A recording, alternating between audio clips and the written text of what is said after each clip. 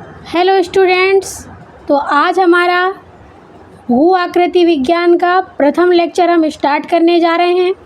इससे पहले हम क्लाइमेटोलॉजी के बारे में पढ़ रहे थे, जिनके सारे लेक्चर पूरे हो चुके हैं। आप उनको भी जाकर एक एक करके देख लीजिए। इसके बाद अब हमारा भू आकृति विज्ञान का ये पहला लेक्चर है, जिसके बारे में हम पढ़ेंगे, जानेंगे और समझने का प्रयास करेंगे। तो भौतिक विज्ञान, भूगोल, इसके बारे में पढ़ेंगे और पृथ्वी के बारे में जानेंगे, पृथ्वी की संरचना के बारे में जानेंगे, स्थल मंडल के बारे में जानेंगे, वायुमंडल के बारे में और जलमंडल, जैवमंडल, सभी मंडलों के बारे में हम विस्तृत वर्णन करेंगे, विवेचन करेंगे। तो चलिए स्टार्ट करते हैं, देखते हैं, प्रारंभ करते हैं अपना लेक्चर। तो जो हमारी ये पृथ्वी है, इसके बारे में हम सबसे पहले जानेंगे।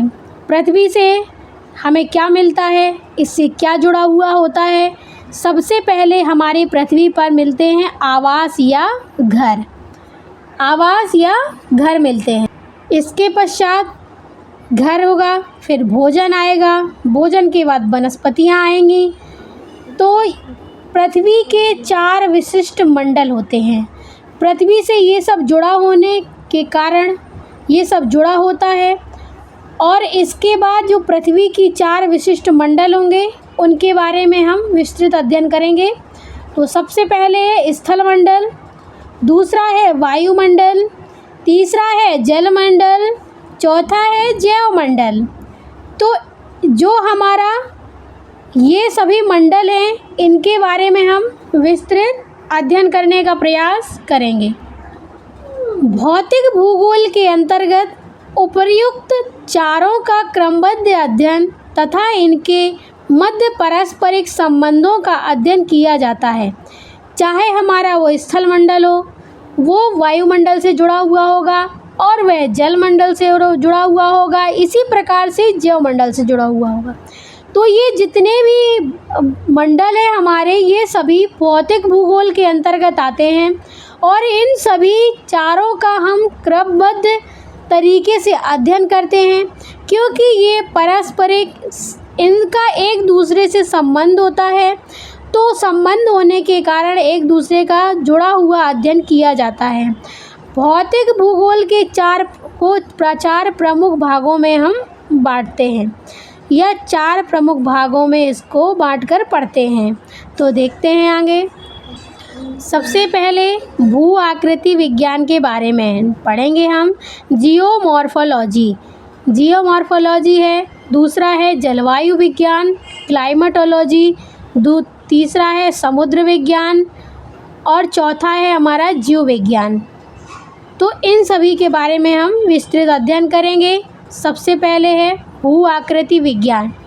भू आकृति विज्ञान मुख्य रूप से स्थल रूपों का अध्ययन किया जाता है।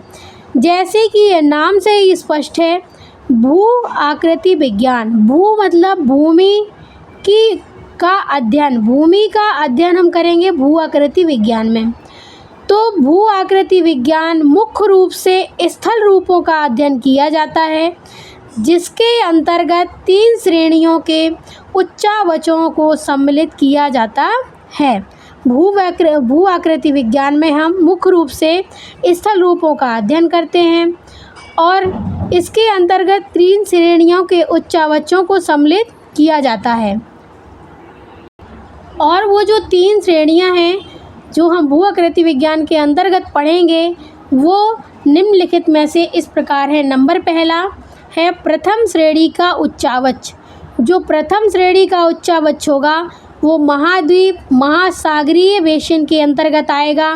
इसके प्रथम श्रेणी के उच्चावच में हम महाद्वीप के बारे में जानेंगे, महासागरों के बारे में जानेंगे। इसी प्रकार से दूसरा है द्वितीय श्रेणी के उच्चावच।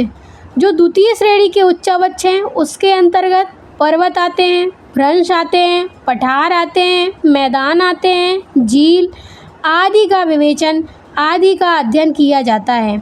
तृतीय श्रेणी के उच्चावचों के अंतर्गत क्या क्या आता है? अपक्षय आएगा, अपर्दन आएगा तथा निक्षेपण, द्वारा विकसित स्थल रूप, जो निक्षेपण के द्वारा विकसित हुए स्थल रूप हैं उनका अध्ययन करेंगे हम। और जल और सरिता के बारे में जानेंगे, भूमिगत जल के बारे में जानेंगे और पवन, हिमनद तथा परिहिमानियों के का अध्ययन हम इस पर करते हैं। किस पर? तृतीय श्रेणी के उच्चावचों के अंतर्गत इन सभी चीज़ों का अध्ययन किया जाता है। इसी प्रकार से आगे हम देखते हैं, पृथ्वी की उत्पत्ति के बारे में जानते हैं कि पृथ्वी की उत्पत्ति किस प्रकार से हुई, इसकी क्या क्या सी अवधारणा हैं। तो देखते हैं, प्राचीन काल से ही पृथ्वी की उत्पत्ति के संबंध में कई अवधारणाएं प्रचलित रही हैं। विभिन्न वैज्ञानिकों ने अपने अपने मतों से पृथ्वी की उत्पत्ति के बारे में विवेचन किया है। पृथ्वी की उत्पत्ति के बारे में अपने अपने मत प्रस्तुत किए हैं। तो जो प्राचीन काल से हमारी पृथ्वी की उत्पत्ति के बारे में अवधारणाएं रही हैं, उनको हम एक हमारे प्रसिद्ध वैज्ञानिक हैं, देखते हैं उनके बारे में जानते हैं, उन्होंने पृथ्वी की उत्पत्ति के संबंध में क्या मत प्रस्तुत किया है। तो पृथ्वी की उत्पत्ति के संबंध में सर्वप्रथम तर्कपूर्ण परिकल्पना जो प्रस्तुत की, जिनका प्रतिपादन किया, वो थे फ्रांसीसी विद्वान कास्ते द बफन। अक्सर स्टूडेंट्स परीक्षा में पूछ लिया जाता है कि पृथ्वी की उत्पत्ति के संबंध में सर्वप्रथम तर्क किसने दिया, किसने अपना मत प्रस्तुत किया, वो कौन से विद्वान थे और कहाँ के थे। तो हम अपना प्रश्न का उत्तर देंगे कि वो फ्रांसीसी विद्वान थे और उनका नाम था कास्ते द बफन, और इनके द्वारा 1749 में यह प्रस्तुत किया गया। तो लाइट चली गई थी स्टूडेंट्स, तो इस पर कॉम्प्रोमाइज़ करिएगा। तो हम कहाँ थे? फ्रांसीसी विद्वान थे जो कास्ते द बफन, इन्होंने 1749 में इसका अपनी तर्कपूर्ण संकल्पना प्रस्तुत की और इसके बारे में पृथ्वी की उत्पत्ति के संबंध के बारे में बताया। आगे है पृथ्वी की उत्पत्ति संबंधी संकल्पनाएं। पृथ्वी व अन्य ग्रहों की उत्पत्ति संबंधी निम्न संकल्पनाएं प्रस्तुत की गई हैं। पृथ्वी व अन्य ग्रहों की उत्पत्ति संबंधी निम्न संकल्पनाएं हैं। सबसे पहले है अद्वैतवादी संकल्पना। अद्वैतवादी संकल्पना के बारे में जानेंगे। इस संकल्पना में एक ही तारे से संपूर्ण ग्रहों की उत्पत्ति को स्वीकार किया गया है। ये अद्वैतवादी संकल्पना जो प्रस्तुत की, उस पर क्या मत प्रस्तुत किए? कहा गया कि यह जो संकल्पना है, एक ही तारे से संपूर्ण ग्रहों की उत्पत्ति हुई है। इस पर बताया गया जो हमारा एक ही तारा है, उसी से ही संपूर्ण ग्रहों की उत्पत्ति हुई है और उसी को ही लोगों ने स्वीकार भी किया। दूसरा है अद्वैतवादी एक तारक परिकल्पना।